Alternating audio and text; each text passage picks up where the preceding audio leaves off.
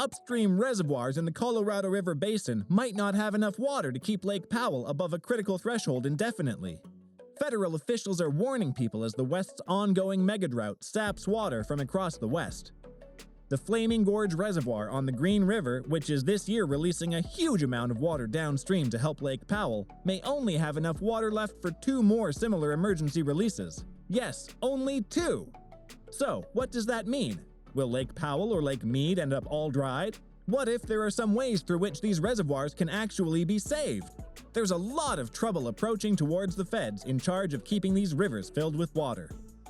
In this video, we will be discussing the guidelines taken to protect Lake Powell and Lake Mead. But before we begin, please subscribe to our YouTube channel.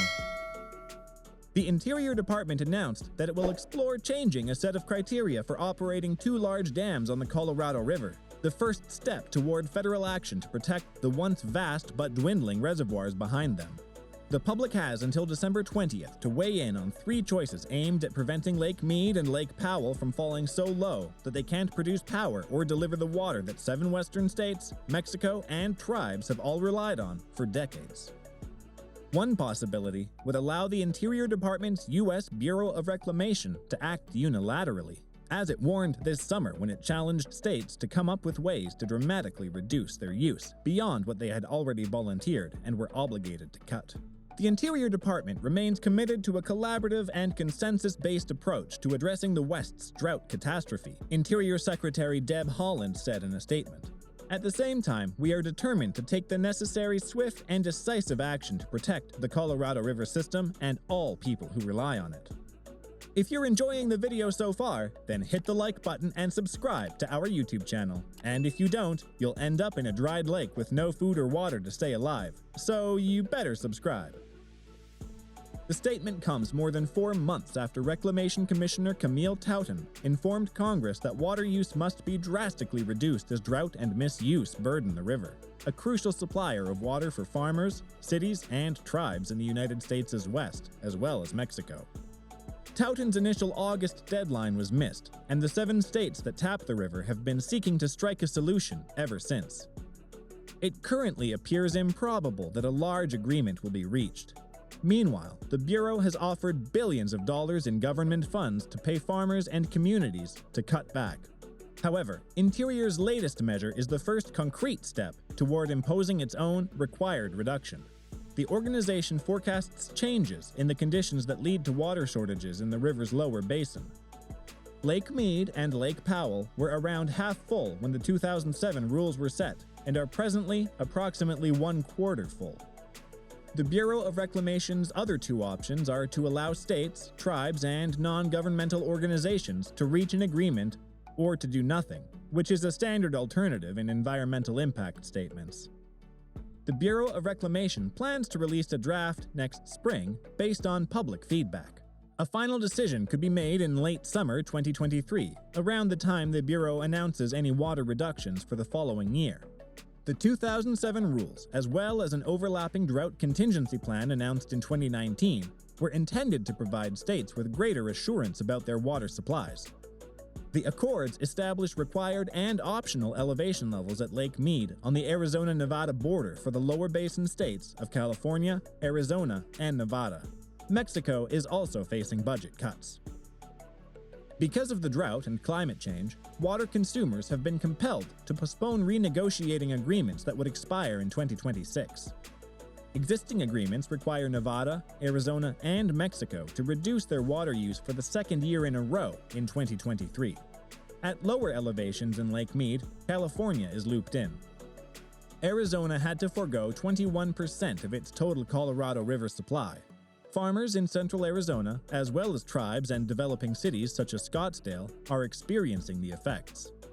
The Arizona Department of Water Resources head, Tom Buskatsky, said he hoped the Bureau would impose cuts on water users rather than rely on voluntary action. However, he cautioned that the idea of mandatory cuts may make it less likely that farms or communities will choose to give up some of their water, referring to it as a zero-sum game. Still, he believes that any activity that leads in savings is commendable.